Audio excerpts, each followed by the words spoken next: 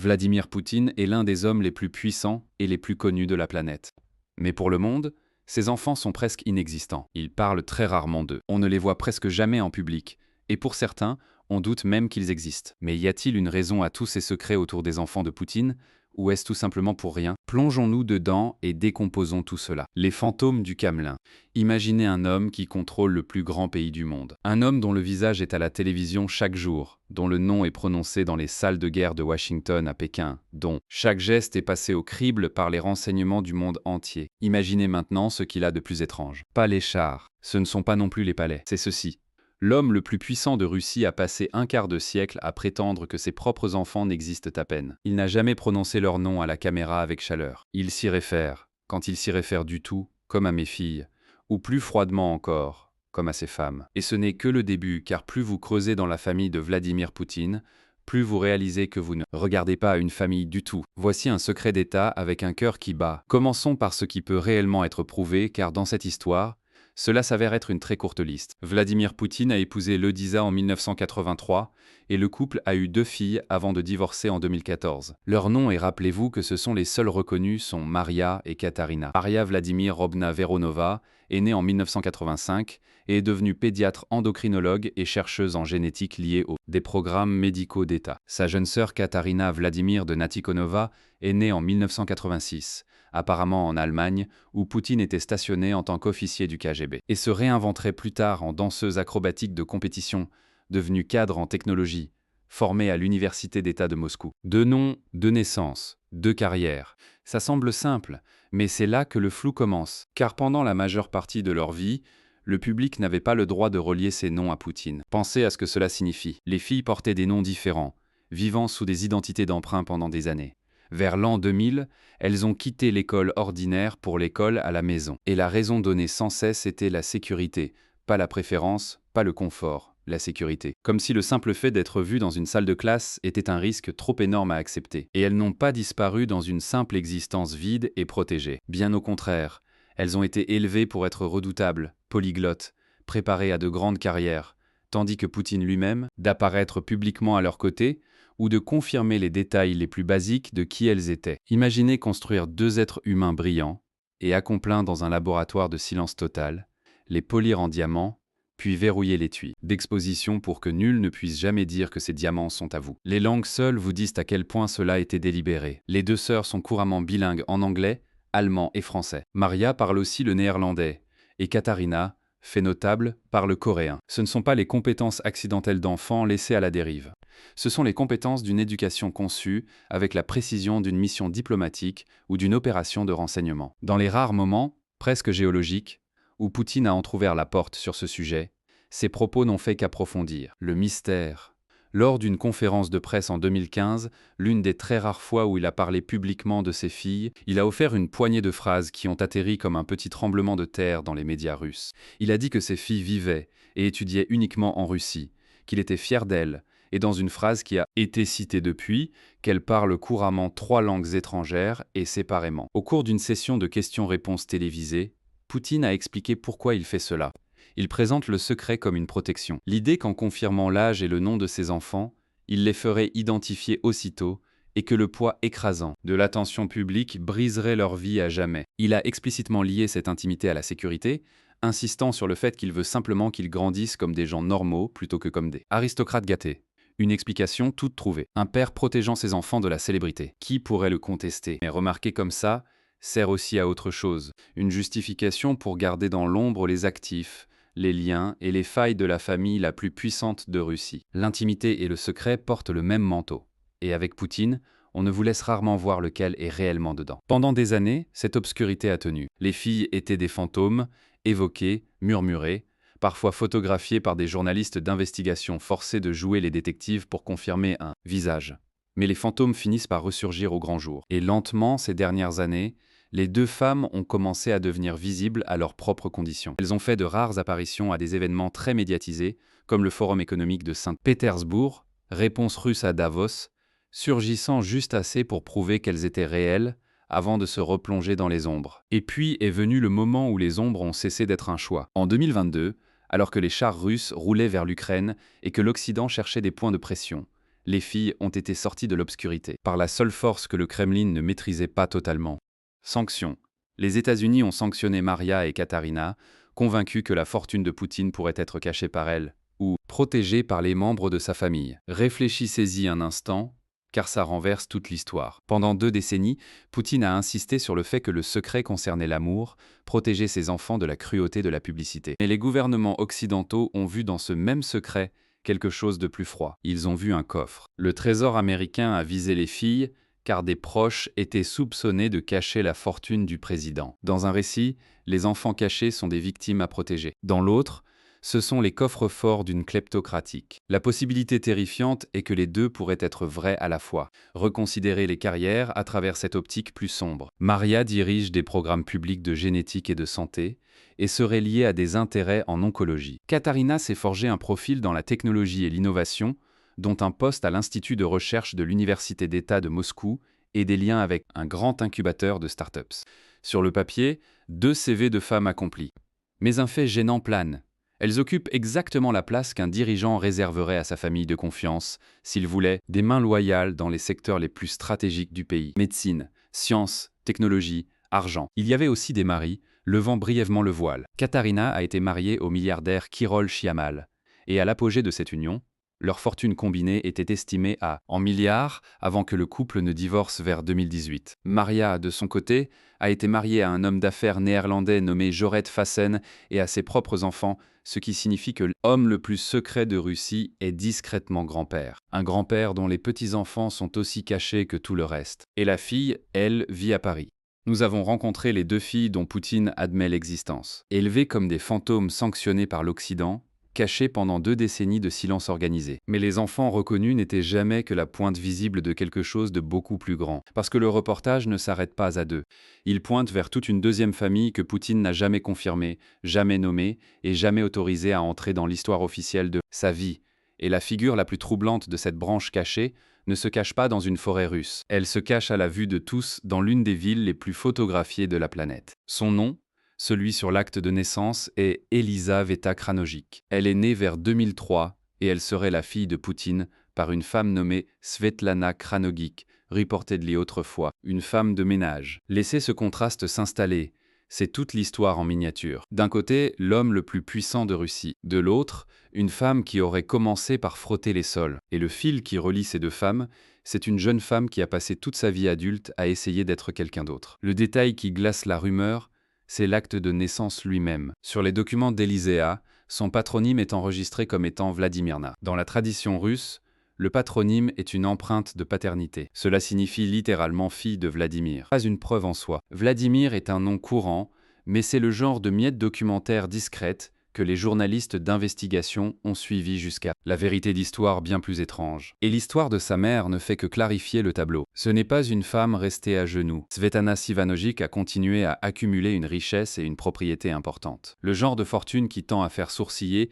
quand elle se matérialise autour de gens qui orbitent le Kremlin. Une femme de ménage qui devient millionnaire est un conte de fées. Un nettoyeur qui devient millionnaire et a une fille dont le 2e prénom pointe directement vers le président est quelque chose d'entièrement différent. Alors qu'est-il arrivé à cette fille?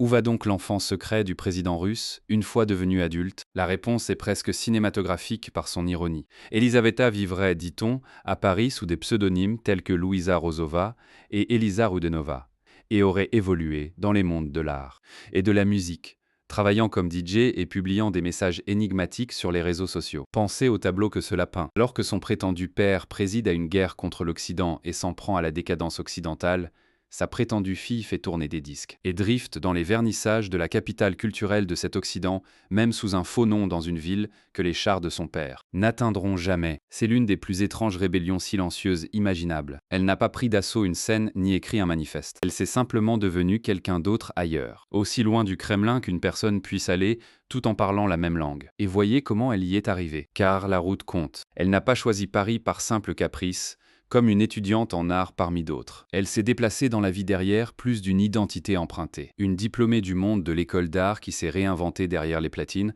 semant des fragments énigmatiques sur les réseaux sociaux qui laissaient entendre un moi jamais pleinement montré. Chaque publication un message codé, chaque alias une autre couche d'isolation entre son vrai nom et un monde qui le dévorerait. Ce n'est pas le comportement d'une femme dans la vingtaine insouciante. C'est le comportement de quelqu'un qui a appris très jeune qu'être pleinement vu est une forme de danger. Et l'argent qui bourdonne en arrière-plan sonne la même note d'avertissement sourde. Sa mère n'a pas gardé sa vadrouille et son sceau. On dit qu'elle aurait accumulé une sorte de fortune discrète, silencieuse, qui semble ne cesser de s'épanouir. Une fortune qui semble s'épanouir presque magiquement autour de quiconque dérive dans le champ gravitationnel du Kremlin. Donc l'existence parisienne de la fille n'est pas le conte d'une artiste en difficulté qui lutte pour réussir. Un privilège sans nom apparent. Une vie confortable financée par une source qu'on ne peut nommer tout haut. Financée par un héritage que personne n'est officiellement autorisé à reconnaître qu'elle a reçu. Mais voilà le truc avec un nom qui n'est pas le vôtre. C'est un masque, pas un mur. Les masques glissent. L'histoire d'Elisaveta importe non pas à cause des faits ou des pseudonymes, mais à cause de ce qu'elle représente dans cette enquête plus large. Elle est la preuve vivante et respirante que la famille Poutine est plus grande que le dossier officiel, et que le dossier officiel n'a jamais été fait pour être complet. Toute l'architecture du secret autour des enfants de Poutine existe pour nier aux étrangers tout effet de levier, tout point de pression, toute vulnérabilité humaine qu'un adversaire pourrait atteindre et toucher. Une fille cachée vivant ouvertement dans une capitale de l'OTAN est par cette logique un scénario cauchemardesque. Un fragment de la vie privée du président, exposé en terre étrangère, hors de ses murs, hors de ses gardes, hors de son contrôle. Et le timing n'affûte que la lame. Alors que la guerre en Ukraine entraînait la Russie dans une confrontation et un isolement plus profond, les pressions autour de la famille de Poutine n'ont fait que s'intensifier. Dans ce climat, une fille vivant librement en Occident cesse d'être une simple gêne privée et devient quelque chose de plus proche d'une exposition stratégique, un visage sans garde dans une capitale hostile qui refait surface au moment précis où chaque couture de l'armure de la famille est forcée par des adversaires qui cherchent une faille. L'ouverture même qui rend sa vie enviable est, du point de vue paranoïaque du Kremlin, précisément ce qui en fait une responsabilité. Et elle n'est pas restée silencieuse à jamais. Dans les moments où Elisaveta s'est tournée vers la lumière, l'effet a été électrique, précisément parce qu'elle n'était pas censée le faire, exister. Quand une journaliste lui a apparemment fait face à Paris en évoquant la guerre et ses morts, sa réponse enregistrée a été aussi froide et vite comme une porte qui claque. Quel rapport cela a-t-il avec moi? 5 mots seulement. Et en eux, tout un univers de tension contenue. Une jeune femme essayant désespérément d'insister sur le fait que les péchés du père ne sont pas les siens à assumer. Alors que le monde entier insiste sur le fait que son simple visage est un document politique, qu'elle le veuille ou non, elle est devenue un symbole, la preuve qu'on peut fuir à l'autre bout d'un continent, changer de nom 2 fois et se construire une vie dans l'art et la musique. Et pourtant, l'ombre de Vladimir Poutine vous suivra dans la pièce et s'assiera à côté de vous. Et il y a une véritable tragédie humaine enfouie sous toute cette intrigue. Une qui mérite d'être nommée clairement avant de continuer. Quelle que soit la vérité sur ses origines, Elisaveta n'a rien choisi de tout ça. Elle n'a pas choisi l'affaire, le patronyme, la fortune, ou la guerre menée sous un nom qui pourrait être en partie le sien. Elle a hérité d'un père qu'elle connaît à peine et d'une ombre qu'elle ne peut pas fuir. Et toute sa vie adulte est devenue un long et épuisant exercice consistant à essayer d'être une personne plutôt qu'une pièce à conviction. Faux nom, visage caché sur de vieilles photos, fuite vers une ville étrangère. Enlever la géopolitique et ce qu'il reste est désarmement simple. Quelqu'un qui se débat contre d'énormes obstacles juste pour s'appartenir à elle-même. Prenez du recul, regardez l'ensemble. On a commencé avec 2 filles élevées comme des fantômes. On y ajoute une 3e, une prétendue fille effacée si totalement qu'elle a dû inventer une étrangère pour devenir. Et pourtant, ce n'est pas la fin de l'arbre généalogique, car le reportage affirme qu'il existe une autre branche, la plus gardée, la plus fortifiée, la plus extraordinaire de toutes, les princes héritiers. Si l'histoire s'arrêtait à seulement les filles de Poutine, ce serait déjà l'un des arrangements familiaux les plus étranges de n'importe quel leader vivant. Mais ça ne s'arrête pas là, car au fond des forêts au nord-ouest de Moscou, derrière batteries anti-aériennes et trains blindés, les enquêteurs affirment que Vladimir Poutine élève 2 enfants de plus, 2 petits garçons dans une bulle si totale, si fortifiée, si bizarre, que le seul mot possible est celui que la Russie a officiellement aboli il y a plus d'un siècle, prince héritier. Les noms des garçons, selon les enquêtes, sont Ivan et Vladimir Junior. Ivan aurait été né vers 2015, et Vladimir Junior, surnommé VVA, vers 2019. Les 2 seraient les fils de Poutine et de sa partenaire longtemps rumeur, l'ancienne gymnaste olympique Alina Kabaeva. Poutine n'a jamais confirmé un seul mot de cela. Kabaeva ne l'a jamais confirmé. C'est officiellement une rumeur, mais c'est une rumeur soutenue par l'un des corpus les plus détaillés d'enquêtes journalistiques jamais, rassemblés sur la vie privée du président russe. Une grande partie a été construite par le Centre des dossiers, dont les contes d'initiés ont reconstitué un portrait du monde caché du garçon. Et quel monde c'est? Commençons par les murs. La résidence principale du garçon est un domaine fortifié, au bord d'un lac à Valdaï, si protégé qu'il ressemble moins à une maison familiale qu'à une installation militaire. Quand il se déplace à Sotchi ou ailleurs, ils voyagent apparemment par train blindé, jets privés et yachts enveloppés dans le type de la logistique qu'on attend autour d'une ogive, pas un petit en maternelle. Et le secret commence au berceau. Selon les reportages, les garçons portent depuis leur petite enfance de faux papiers et de fausses identités. Le genre de faux documents normalement émis aux officiers du renseignement et aux personnes sous protection de l'État. Pensez à cela. Avant que ces enfants ne puissent marcher, avant qu'ils ne puissent parler, l'État leur avait déjà donné de fausses identités. C'étaient des espions avant d'être des bambins. Non pas à cause de ce qu'ils ont fait, mais à cause de qui est leur père. Maintenant, vous pourriez imaginer qu'une vie comme celle-ci serait sombre, grise, appauvrie. C'est le contraire, et c'est ce qui la rend si étrange. Les enquêteurs décrivent un luxe extraordinaire superposé à un isolement écrasant. Tuteur privé, entraîneur dédié, tout le confort que l'argent peut acheter, et presque aucun enfant avec qui le partager. Un média a qualifié cet arrangement d'étrange contradiction. Une bulle occidentale de confort et de privilèges, enveloppés dans une existence de princes héritiers délicats. Ils ont tout et tout le monde, et en même temps, ils n'ont presque personne. L'éducation et tout, la contradiction, devient presque comique. Voici un homme qui a construit toute son identité politique sur la confrontation avec l'Occident. Et pourtant, ses fils seraient enseignés par des tuteurs et gouvernantes venus surtout d'Europe occidentale, dont des citoyens des pays de l'OTAN qui sont directement en conflit avec Moscou sur la guerre en Ukraine. L'anglais et l'allemand, les langues de la civilisation même que Poutine passe ses journées à dénoncer. Au moins 20 soignants étrangers auraient circulé dans le service familial, embauchés à des frais énormes pour élever et éduquer. Les garçons, les règles encadrant ces tuteurs ressemblent au protocole de sécurité d'un site secret.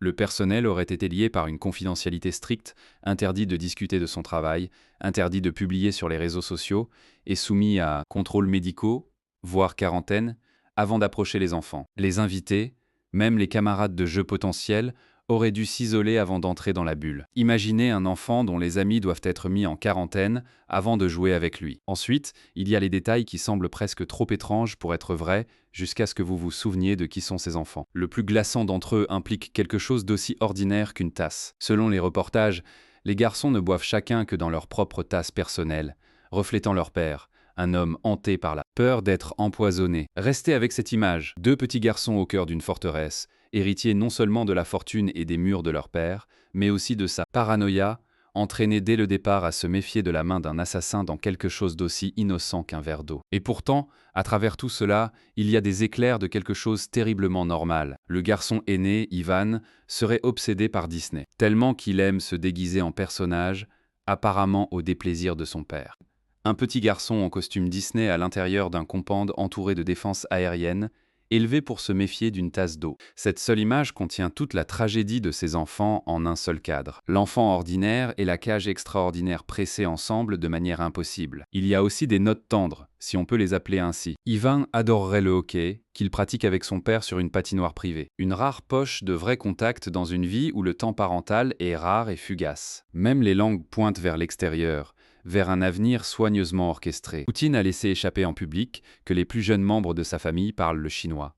Une petite fenêtre révélatrice sur une enfance. Conçue avec un regard sur les puissances de demain. L'anglais et l'allemand pour l'Occident, le chinois pour l'Orient. Ce ne sont pas les caprices d'un parent aimant. Ce sont les choix stratégiques d'un homme qui prépare sa lignée pour un monde qu'il s'attend à dominer. Ce qui nous amène à la véritable raison pour laquelle cette histoire est bien plus que du ragot. Les analystes voient désormais les enfants de Poutine comme un véritable enjeu de sécurité nationale. Cible potentielle pour les adversaires étrangers, mécanisme potentiel de continuité du régime, et puis de ressources d'État considérables à la fois. Dans un système construit entièrement sur la loyauté personnelle, le sang devient la monnaie ultime de confiance et la famille devient à la fois la plus grande force, sa plus grande faiblesse. Blesser les enfants, ce n'est pas seulement blesser un père, c'est frapper les fondations de toute la structure du pouvoir. C'est pourquoi les photographies ont été retenues.